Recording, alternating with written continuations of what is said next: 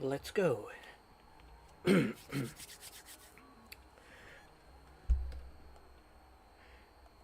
Hello and welcome to my story time bar. Well, welcome to my bar anyway. The thing is, you need a drink, and I have a story to tell, if you want to hear. So, take your time, get your snacks, get your drinks, because I'm going to tell you about the story of Tally's cursed ship, the Tallywhacker. I'm pretty sure that's the name of it. Yes, it's the Tallywhacker. It's the Tallywhacker. Basically, when it first came about, this Tallywhacker ship, before it even became legendary, it was cursed. Aye, it was cursed. Cursed, I tell you, to the point where as soon as they got onto it, it started to rain.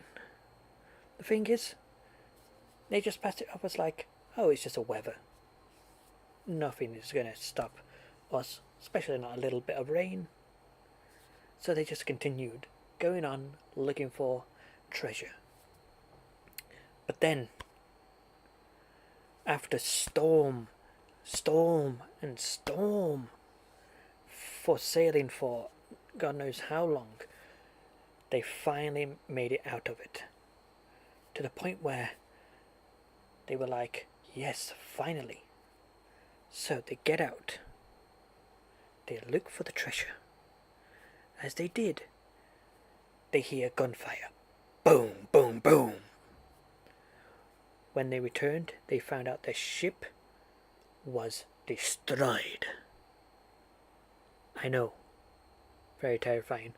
Especially since the pirates came and went chop, chop, chop, chop, chop, and took all that gold. So, basically, they had to die, and then the ferrymen came and just like pick, pop, took Tally and his crewmate, who may or may not be there, that's a rumor, and it came back to life. And so did the ship, and that's when the Tallywhacker became the cursed ship. Because ever since then, whenever he did anything on that ship, something went wrong. Either a Megalodon comes, it tries to kill him, the Megalodon wins, and well, that's it. They win. So he comes back. And then storm after storm after storm, to the point where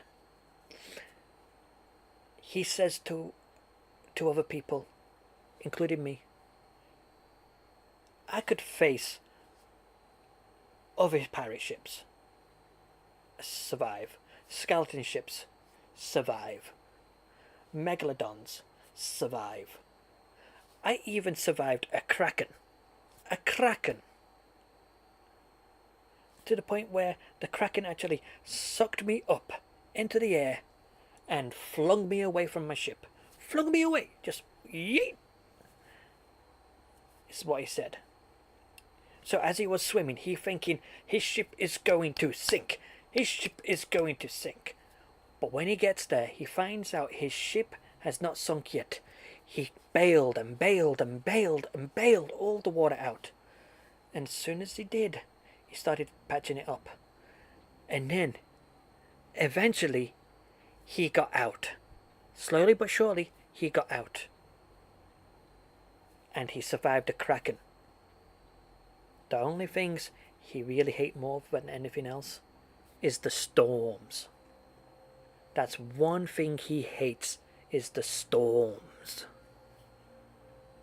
Because he has to pilot or sail the ship, especially when he's on his own, and bail the ship out at the same time. Whilst you're doing that, you're basically blinded as well, so you can't see if there's any walls or rocks or mountains or other ships coming after you, or maybe exploding barrels in the sea. So he's constantly trying to figure out how to do all that. And after time and time again, he finally made enough money to buy his second ship. The Biget. Basically, the ship class is a brigantine, but he called it the Baguette.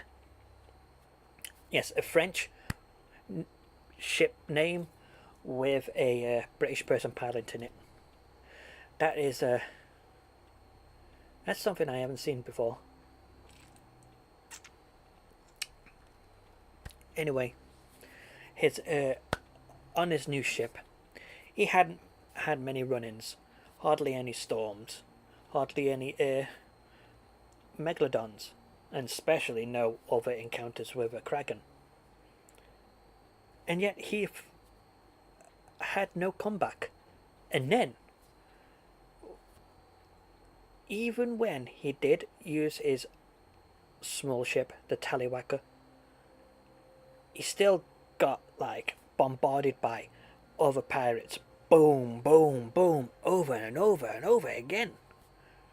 So he was like, you know what, I'm going to save enough and build a, well, not build a bigger ship, but buy a bigger ship. And so he did.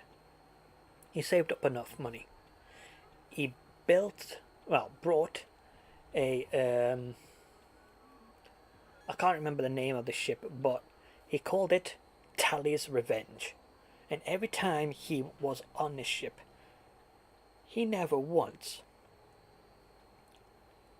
got into a fight with anyone or anything. The only problem he had was storms. And he still survived that.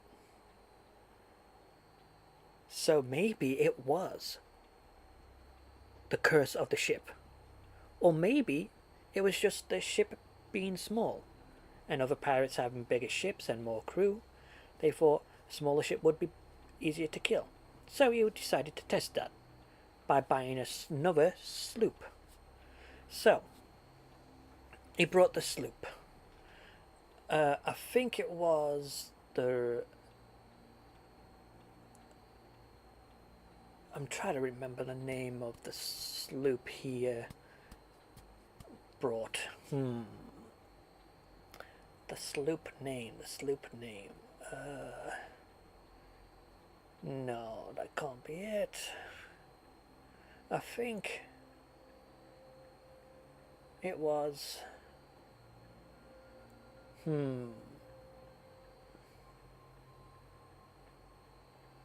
I don't remember the ship name, but whatever that name of that ship is, he never once had anything bad happen to him. He might have got attacked by other pirates, but he managed to escape, where with the Tallywhacker he didn't. So it goes to show you that, oh, that's right, I remember now. It's the Kebab. He named his ship the Kebab. The fastest ship ever made. That's right. The fastest ship ever made. The Kebab. So, when he was in the Kebab, nobody decided to be like... Well, when I say nobody, I mean... the Kraken. The storms.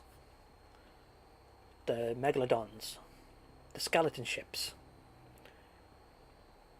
They were nothing. Even the pirates couldn't keep up. They tried their very best to, but they just couldn't keep up with the Kebab. And that confirms that the Tallywhacker ship was cursed. Cursed. So, since now we know it was cursed, he decided to not use that ship and use the others instead. But sometimes he does go back on the Tallywhacker and thinks to himself, I am ready this time. I'm going to show you that I'm the leader. I'm the one in charge. I'm the captain now. And so he did. Even though that the Tallywhacker still has more bad luck to its name, he's still able to tame the cursed ship. And that is the tale of the Tallywhacker. Oh, you're still here? Well, I guess I could tell you another story. But it's going to cost you. Maybe one catnip. Oh, and don't worry about the demon person over there. They're just seeing the future. They had one too many drinks, and one of those drinks happened to be a freezing, paralyzing agent. So basically, they're paralyzed. They can't do anything. They're stuck like that. They look like they still enjoyed the drink, though. So, anyway, let's get on to another story. How about a completely made up one? Who knows? Maybe, maybe not. How about a story of... Let's see... No. There's so many stories I can tell you. It's just finding the right ones. Whilst I'm thinking, how about you go and get yourself another drink and snacks? My bartender somewhere around here will help you out. If not, just help yourselves. I still need to think. Beam, beam, beam, beam, beam, beam, beam, beam.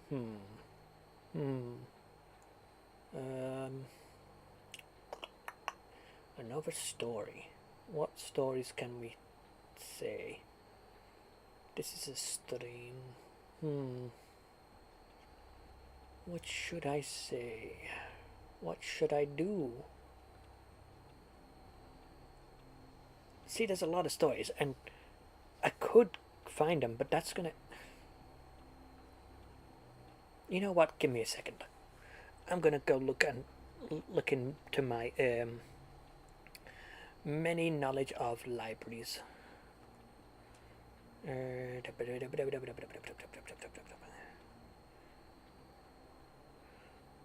Give me a second. My library is loading.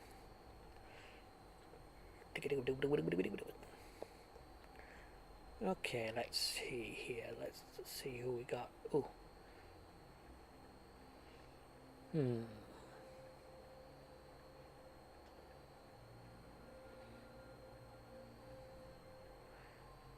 Let's see.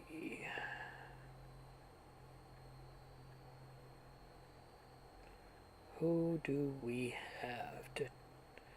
Whose story are we going to talk about? There's so many to choose from.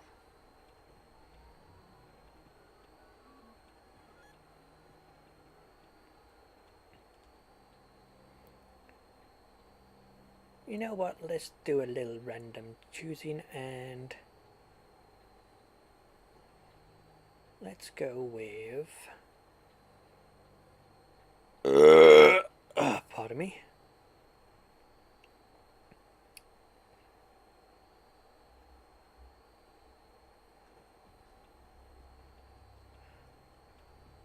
The story of Mork, the Orc Fighter.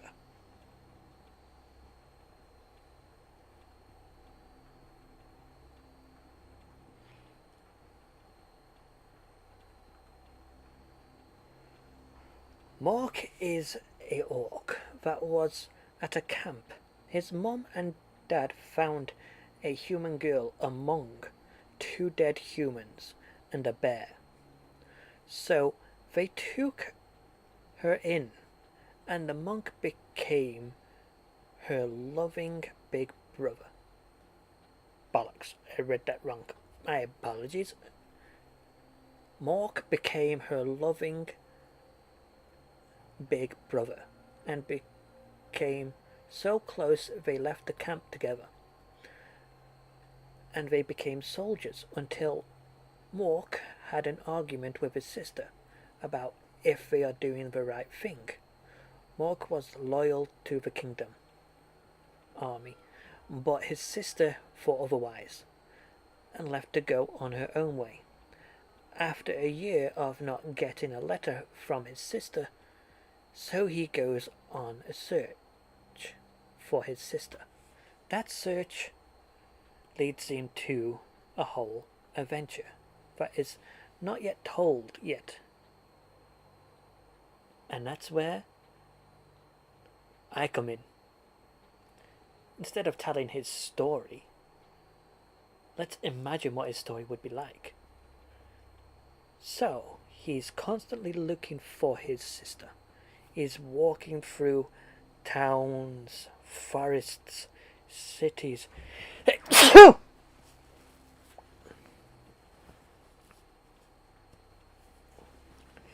Sorry about that. So, he's walking through towns, cities, and forests. And he just keeps on walking until he meets a bunch of adventurers. Maybe one, maybe two, maybe three, if he's lucky. These adventurers said, "You look strong. How would you like to help us fight a big, bad guy?" Well, unfortunately, he said no. Until he finds out that the big, bad guy has his sister. And if not, then maybe he can use this fame and power of defeating the big, bad guy to get good boy points, or people to help him look for his sister. So he goes with these adventurers. And as they do, they had to fight goblins. They walk into a forest, see something not right. A bunch of goblins just came out of the bushes, ambushing them. But pun intended. Anyway, so after a good fight, 5 goblins versus 3 trained fighters. A warlock, a bard, and an orc fighter. Each one going bat, boom, ching, clash, qua, boom. And then the goblins are defeated. This was a tough battle for all 3 of our heroes at this point in time, because this was their first battle.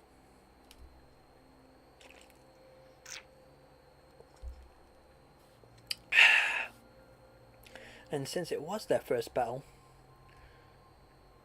they had no choice other than, well, to keep going. So, they keep on walking through the forest, fighting dangers left, right, and centre, and then eventually, they feel it. Something's not right in the air. Something smells fiery, smoky, ashy. But when they turn around, or look around, they see nothing. Nothing. So, where is this fire? Nobody knows.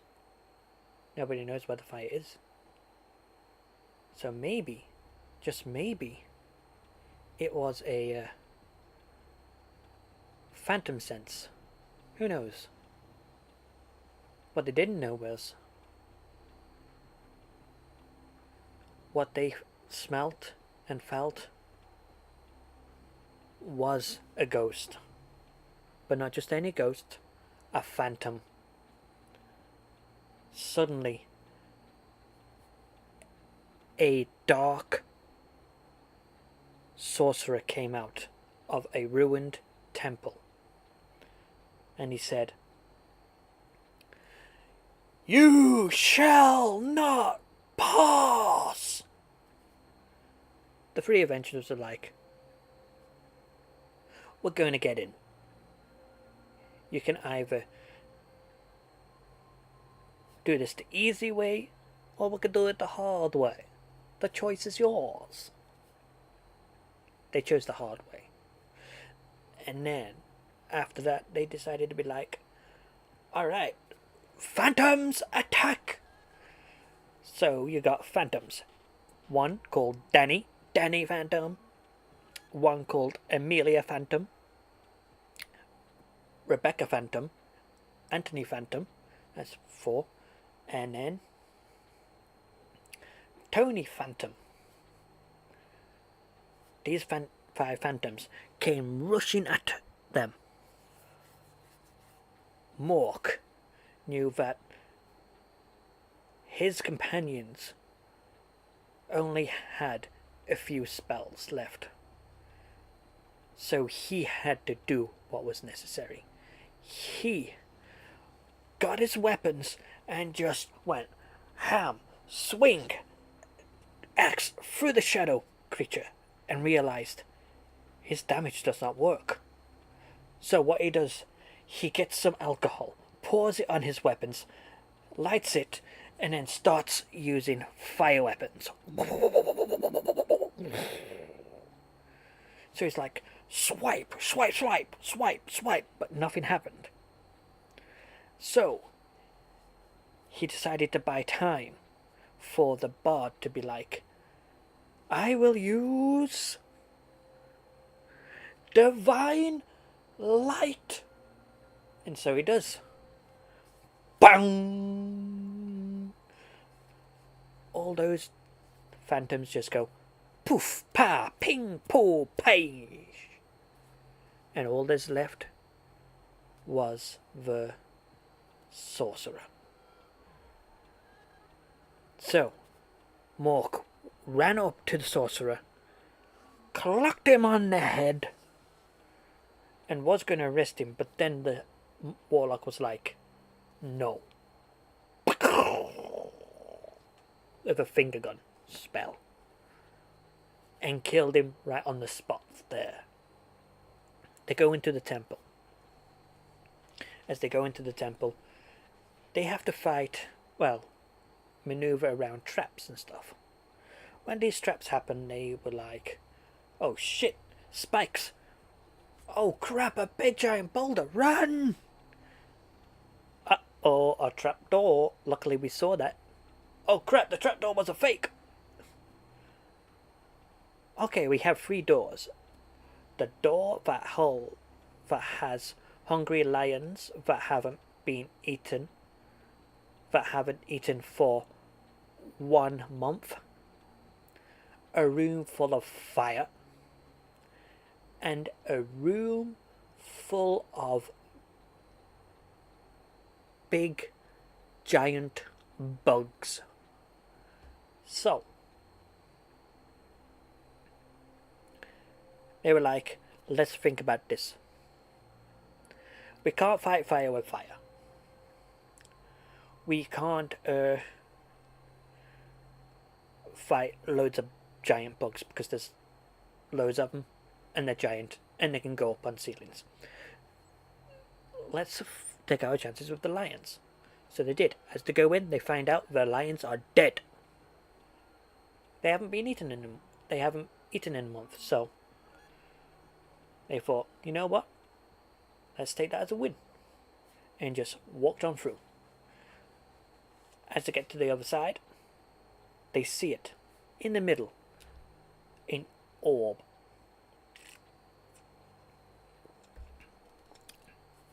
A black ball. They go up to it. They see this black ball has a lucky number 8 on it. Nobody knows why. As soon as they turned it over, they see there's an opening with a small triangle inside of it. They didn't know what to do, so they shook it, and then suddenly the triangle started to move, and then as it did, it came up with, "Ask me a question and I shall answer." So they asked, "Is my sister," or I should say, Mork asked, "Is my sister with the big bad boss we're after?" And then they were like, "Why is it not answering?" And the warlock was like, "Maybe try shaking it again." So they shook it, and then suddenly it went from that to yes. And after that, Mork was like, "You know what? Hold the orb. We're taking it with us. I'm gonna get my sister back." Pardon me. So anyway, he's going and going. These three are going. And eventually they get to a city. They all see Mork and they look at him. Whoa, he's not half orc. He's a literal orc. This is a... Should we be scared, terrified, or what? I don't know. So, guards surrounded him. He assured them that he is no threat. So the guards lowered their weapons down. And as they do, they're like, "We'll be keeping an eye on you." And then they continue, looking through town, looking for clues. When they got to an inn. This inn. Yes, I know, free promotion. Ha ha ha ha. Anyway, when they got to this inn, they were like, "We're looking for a bad guy named Kofra Kutupapa. Kofra Kutupapa." And I was like, one, there's no one called that. And two, are you having a stroke? So they like translated the name and it was Horny Demon. So I looked over to my friend and I was like, "Is this them?" And they were like, "No." So I was like, "Okay, then if you're looking for someone who's called a Horny Demon, then there is a bard who is claimed or self-proclaimed a hero by the king, who is now dead. And now the queen and the princess and all of the women in this town decided to go and follow this bard. This bard was the ruler of this city. I don't know how, I don't know why, but they are. And you're wondering, I'm a Catgirl. Why am I not with them? I have anti-mind control, aka alcohol. Anyway, so those three decided to go into the palace. Boom! Knock down the door. Knock, knock. Who's there? The door. Anyway, so as they get there, they see this bard surrounded by women everywhere. And one of those women happened to be Mork's sister. And so the bard didn't want to fight. He ordered the women to fight for him, including Mork's sister. So Mork and his sister started fighting. They were thrashing about, clanging, bang, ding dong, and all that, till eventually Mork got fed up and wanted to end this. So he picked up his sister, grabbed her, lifted her up, and then with all of his strength slammed her down onto the floor, onto her back. Bang! And she was knocked out cold.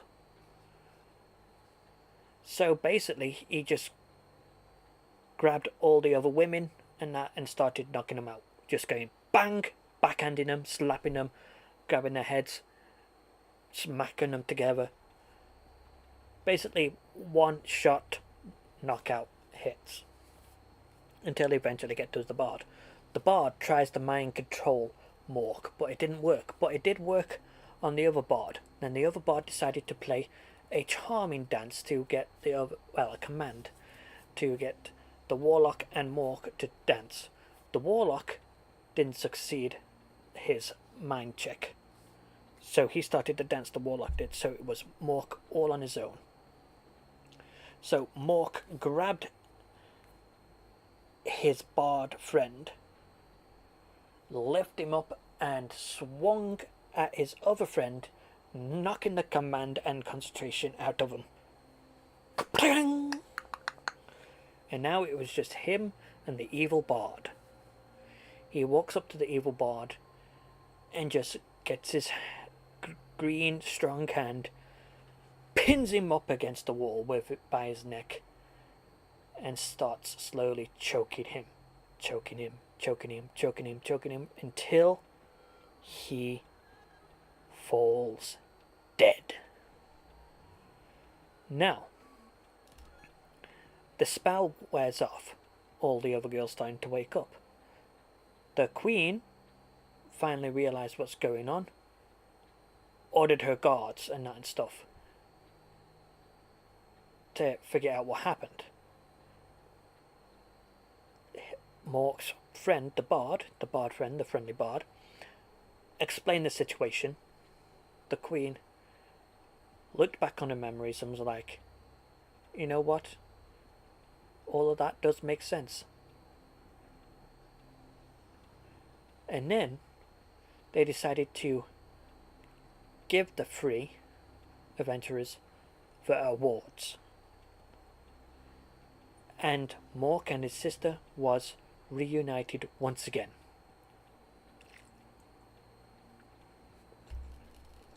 And they both decided, we're going to be adventurers and stick together. And this time, we'll never be apart. And if we do, always keep in contact so we know when to look for each other. That was the end of story 2. Would you want another one? Maybe? Maybe not? I don't know. I don't think you're good enough. Well, it's not that you're not good enough, it's just you might not have the money. How about this? You come back next week with the money, and I'll tell you another story. Until then, this is a goodbye. Now, out of my bar! Oh, sorry. The paralyzing agent got hit me. I say, out of my bar! Dang it. The paralyzing agent keeps on getting. I say, out of my bar!